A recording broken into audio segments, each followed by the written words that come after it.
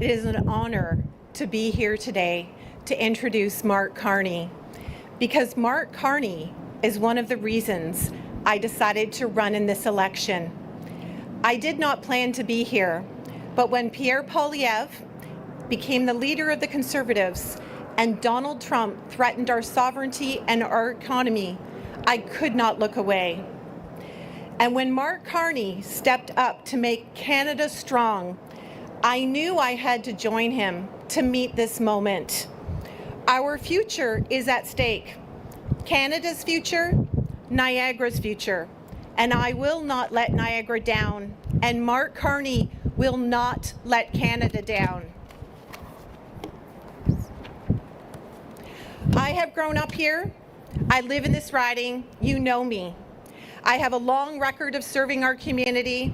My experience as a business leader, municipal councillor, and regional councillor has put me in the right place for you at these unprecedented times. I plan to represent you in Ottawa. I am ready to fight for our community and our country and our values. This will likely be one of the most important elections, an unprecedented time of our lifetime. Mark Carney has already stood up to Donald Trump, and he is the right person at the right time. So please welcome our leader who will build Niagara and Canada strong, our Prime Minister, Mark Carney. Thank you. Thank you so much, Andrea. Nothing is going to blow Andrea off course. Thank you for that kind introduction, my fellow Liberal candidates. Thank you for joining me this morning. Our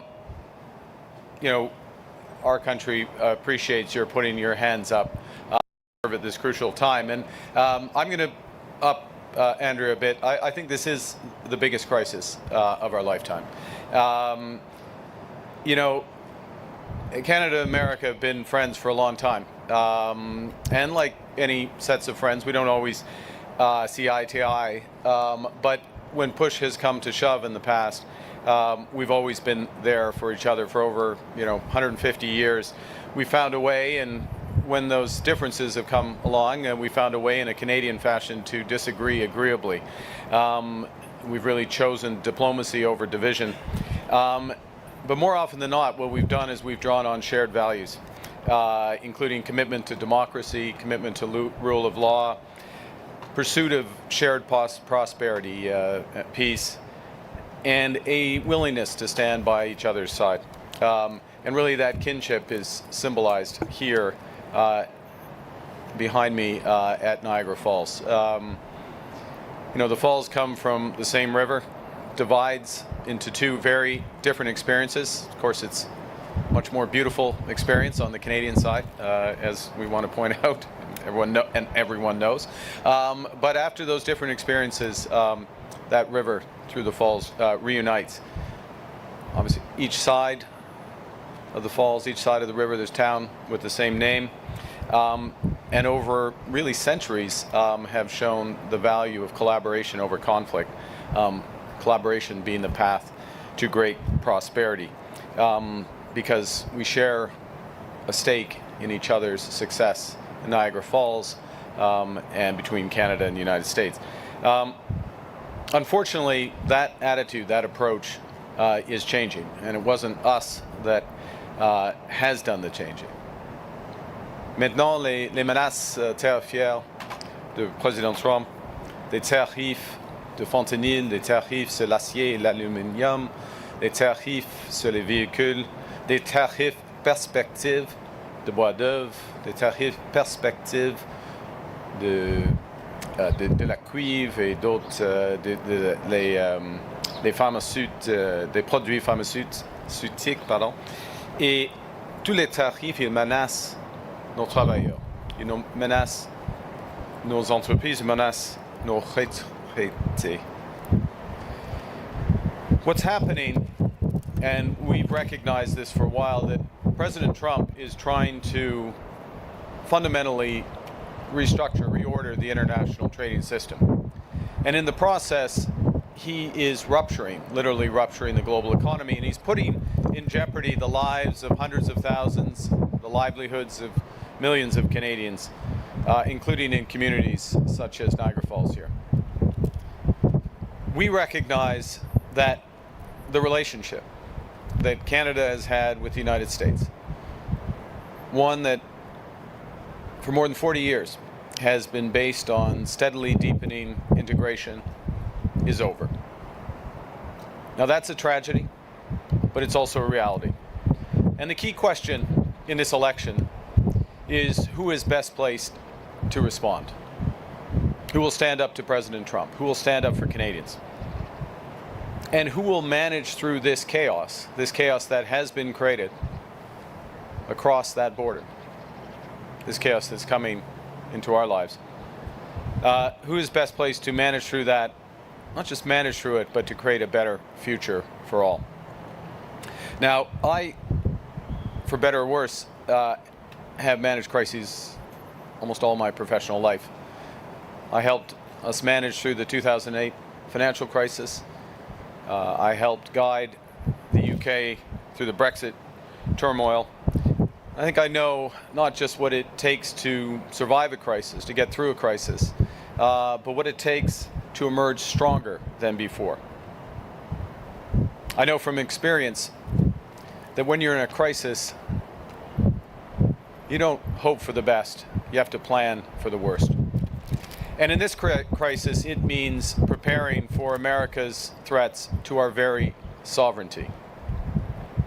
I think it's clear the U.S. wants our land, wants our resources, wants our water, wants our country. What's happening is these tariffs, these threats, with them, President Trump is trying to break us so that America can own us. Now, that will never happen. That will never happen. Canada is not America. It will never be part of America. But we need a plan to deal with this new reality. Because, and I know this from experience, that in a crisis, plan beats no plan. A plan provides direction in the fog of uncertainty. A plan provides purpose. It rallies the team. It drives action. The third thing I know from experience in a crisis is that you have to act with overwhelming force. You need that force to overcome the anxieties that, I think we all feel, but people feel, companies feel in a crisis. You need that force to break through uncertainty. And you need that force to replace what a crisis takes away. It's said that there are no atheists in foxholes. There should be no libertarians in a crisis. What happens in a crisis is the private sector retreats. Government needs to step up. Government must lead and catalyze private investment. Now, I know, I think you all feel, but I know from traveling across our great country that Canadians are ready to step up. And Canadians don't want to just resist. Canadians are determined to win. And our task over the next weeks, months, and years is to think big and to act bigger. And that's what my government's platform, which we will unveil tomorrow, that's what my government's platform, our strategy, our plan will do. Because we are Canada. We are a free, sovereign, and independent and ambitious country. We have agency, we have power. We're masters in our own home. Nous sommes maîtres chez nous. Nous pouvons contrôler notre destin économique. Notre choix est de se battre, protéger et bâtir.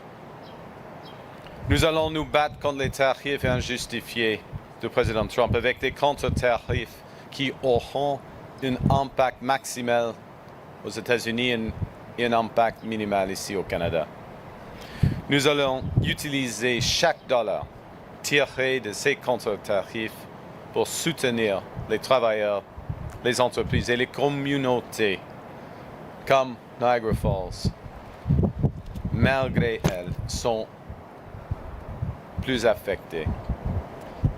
Nous allons protéger les Canadiens et les Canadiennes face à la violence armée, au trafic de drogue en bâtissant des frontières plus fortes.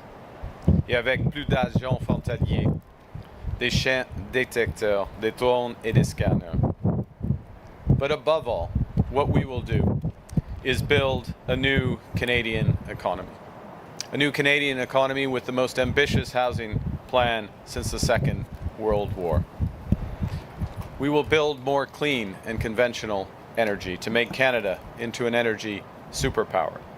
We will build more good paying, not just jobs, more good paying careers through generational investments in the skilled trades. We'll build more national parks, more safe, healthy communities. We'll build more of everything that's needed to have the strongest economy in the G7, an economy that works for everyone. We will build Canada strong, Canada free, a Canada that's forever independent of the United States and that helps lead the world. Mais, cela dit, des jours difficiles nous attendent. Nous devons être réalistes. Il y a beaucoup de chemin à faire. Je sais que beaucoup de personnes sont inquiets face au futur. Les changements profonds comme ceux que nous vivons aujourd'hui sont bouleversants. Mais nous pouvons nous appuyer les uns sur les autres. We are so much powerful. We are so much more powerful when we act together. You know, standing here, we're reminded of Canadians who provided refuge to stranded passengers in Gander, to helping forest fires be fought in California, to doing extraordinary things for Americans when they needed it. But now, more than ever, what we need to do is extraordinary things for ourselves. We'll need to do things that we previously thought were impossible at speeds that we hadn't seen in generations. But we will do them and we will win. America is divided. This will make them weaker with time. We are uniting. This will make us stronger. We can give ourselves so much more than the Americans can ever take away. So it's time to chart our own path, to realize our own potential, to build Canada strong. Thank you. Merci. I'd be happy to take a question. Now begin See? the question period. We'll start with the first question from the delegation and then go to local media if time allows. First question, Mike. Okay. Start with CTV News. Yesterday in the debate, you said that Canada-U.S. relations is an affordability issue. I want you to expand on that a little bit because you've already said in this tariff war what you would do for workers, but what specifically would you do to help with the affordability issue that Canadians are living through right now? Yeah, well, okay, Mike, if I understand your question, you're trying to narrow the affordability issue to the tariff element of it, or do you want to talk on consumers specifically? Well, that's okay. So that has been fundamental to the way that we have focused our counter tariffs, which is to minimize the impact on consumers. So the goods that we're targeting have Canadian alternatives or other alternatives. And in many cases, particularly with respect to consumer goods, Canadians are voting with their wallets, voting with their choices. They're making choices to support Canada. And I'm very proud of that, and I expect that to continue. So the core of what I was addressing yesterday is that we are taking the affordability aspect of this trade war into account. We're being smart about how we target the U.S. tariffs. It's one of the reasons, there are many, but it's one of the reasons why, given the scale of U.S. tariffs now, we are not matching the U.S. tariffs dollar for dollar. I'll give you your follow-up. You had just said in your speech right now that America is divided and that is making them weaker. We are united and that will make us stronger. There's a sentiment in the western part of this country that runs counter to that.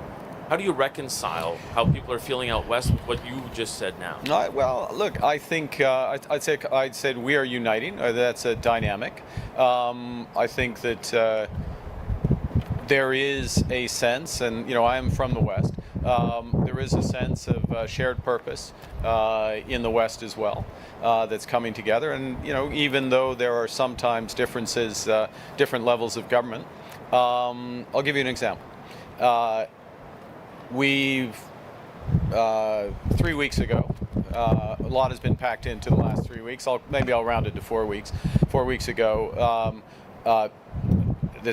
today actually, we met as first ministers and all the premiers, which by definition includes all the Western premiers, agreed to a strategy, a common strategy for one Canadian economy, a strategy to build energy and trade corridors, how to go about that. Subsequent to that meeting, that agreement, I have laid out some of the main elements of how we would deliver on that. So part of this, there is a shared sense of purpose. There is a dynamic that's there. There's a lot to build on. And I'm committed that if we are elected, that my government will deliver. Will deliver for all Canada, and very much including Western Canada. Thank you. Justin Ling, freelance. Last night at the debate, you said the single greatest threat facing Canada was China. I'm hoping you can expand on that a little bit and tell me a bit about how our current relationship with the U.S. impacts that threat, and specifically how you would stand up for the sovereignty of Taiwan, given the current chaos and uncertainty. Well, there's several aspects to China. I'm very clear-eyed about China. It is the second largest economy in the world. It is our second largest trading partner. It is also, and I'll choose my words carefully, given that I'm briefed on these matters and have my security clearance and do that. It is one of the largest threats to, with respect to foreign interference, which we have to counter, and we are countering.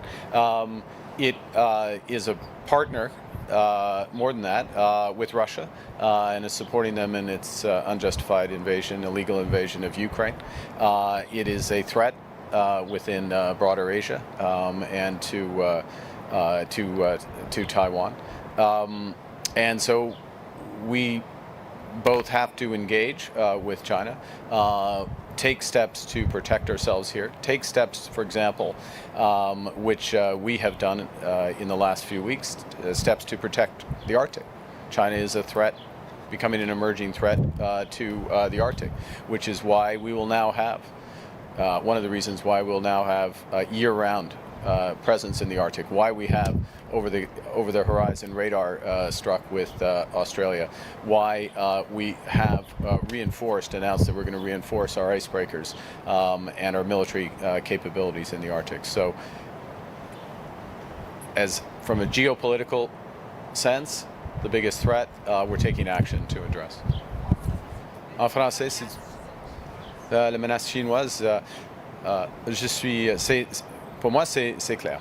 La Chine est l'économie, la deuxième économie mondiale. C'est notre partenaire commercial. En effet, c'est le deuxième partenaire commercial ici. Mais probablement, c'est une des pays qui est une source de l'ingérence étrangère ici au Canada. Ça, c'est clair. Il est un partenaire militaire avec la Russie et la Chine menace des pays, quelques pays en Asie, y compris évidemment Taïwan. Et point final pour nous au Canada, la Chine menace l'Arctique. Notre Arctique. Et c'est une des raisons pour lesquelles nous avons investi, ou nous commençons d'investir, c'est plus correct, nous commençons d'investir sur le radar avec l'Australie, et on a renforcé nos forces armées en Arctique. Merci. Just very quickly, if possible, can we afford to have a trade war with both of our largest trading partners, especially as Europe looks to open the door to China once more? Well, I think two things. One, the system as a whole is being reordered. The trading system is being reordered. In my view, we will end up with different levels of the world of which we are a part will end up with different levels of engagement with different countries depending on the degree to which values are shared. That level of shared values with the U.S. is shifting, so our level of engagement will shift. There's a bigger gap, there's a very large gap with respect to China, obviously, which has implications already for our trade and will be going forward. There are huge opportunities in Europe, in ASEAN, Mercosur, other parts of the world where we can further deepen, and we should, and I think we will. So, thank you. Hi, this is Catherine with the Canadian Press. Bloc leader Yves-François Blanchet today called for the abolition of the Debates Commission following several incidents that took place this week. I'm wondering if you think it's time to reform or dismantle the commission. Well, look, I'll say a couple of things about the debates. I think it was probably, both the best and worst of times, if you will, for the debates. As a participant in the debate, and others will judge, you will judge, and Canadians, most importantly, will judge. I thought the way the debates were structured and moderated, and I pay tribute to Mr. Hua and Mr. Pekin. I thought they were well moderated and structured, and that there was an exchange of ideas. There's a lot more issues, and one would always wish that there were a lot more time to fully develop the ideas, but in the constraints of time and others, it was well structured. And so the debates themselves, I don't know, as I say, others will judge, I thought were good. There was, obviously, that was not the case, and you would know best, the media would know best, how the media side was handled. And so there's definitely lessons that can be learned from that. I think there is value, though, in having an independent group that sets the terms of this.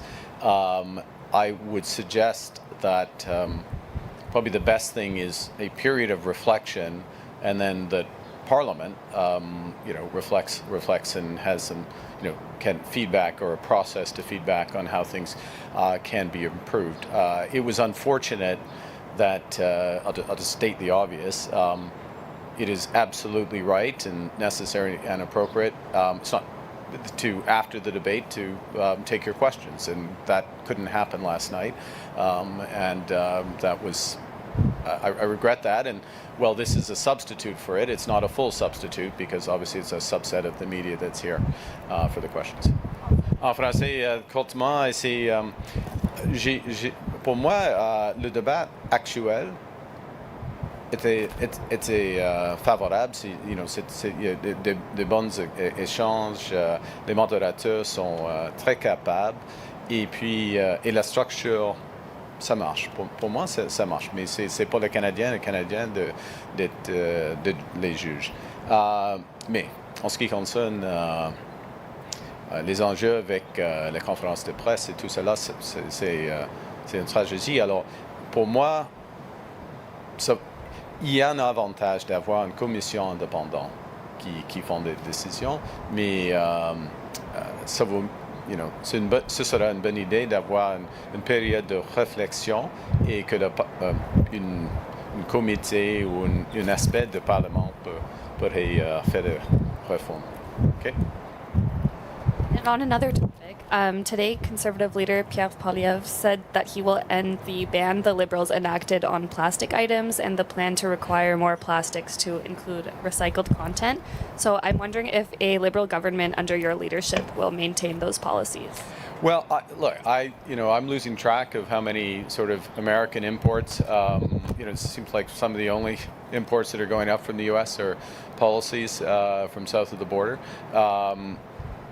Look, the restrictions that are in place all have readily affordable, broadly affordable options. So I don't see the need to follow the U.S. either in terms of the respect for rule of judgments of judges, U.S. firearm policy, or with respect to plastics. We make our own decisions here in Canada. Thank you. Last question. Sorry, we'll just do one last question from the delegation before going to local media. Oui, bonjour. Bonjour. Pour suivre le débat sur le débat, considérez-vous que les organisations comme Rebel News, comme Juno, comme True North sont des organisations médiatiques? Est-ce qu'on peut les appeler des journalistes?